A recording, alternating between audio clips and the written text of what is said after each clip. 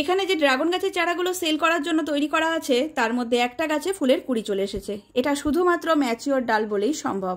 কচি ডাল হলে এভাবে কখনোই ফুলের কুড়ি কিন্তু চারা গাছে আসতো না। এই ফুলের কুড়ি থেকে কিন্তু কখনোই ফল হবে না, কারণ এইটুকু 8 থেকে 10 ইঞ্চির একটা চারা গাছ সামান্য ছোট্ট একটু মাটির মধ্যে তৈরি করা আছে, এটা থেকে কখনো ফল পাওয়া যাবে না।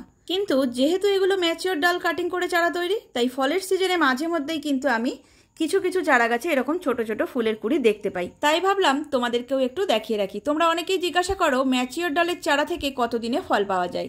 ম্যাচিওর ডালের চারা থেকে কিন্তু খুব দ্রুতই ফল পাওয়া যায়। মোটামুটি একটা বছর একটু ওয়েট করো, গাছের গ্রোথ আনো, তার মধ্যেই দেখবে গাছে ফল এসে যাবে। তবে শুধু চারাটা ভালো পেলে তো হবে না, গাছের গ্রোথটাও ভালো চাই আর দেখাশোনাটাও ঠিকঠাক করে করতে হবে। এখানে একটা চারা তোমরা দেখতে পাচ্ছ, আমি ছোট্ট একটা মাটির টবে বসিয়েছি শুধুমাত্র দেখার জন্য অল্প মাটিতেও ড্রাগন গাছ হয় কিনা। দেখতে পাচ্ছ এইটুকু গাছেও কিন্তু ফুল চলে এসছে। জানি না একটা ফলে পরিণত হবে কিনা, যদি ফলে পরিণত হয় অবশ্যই শেয়ার করব।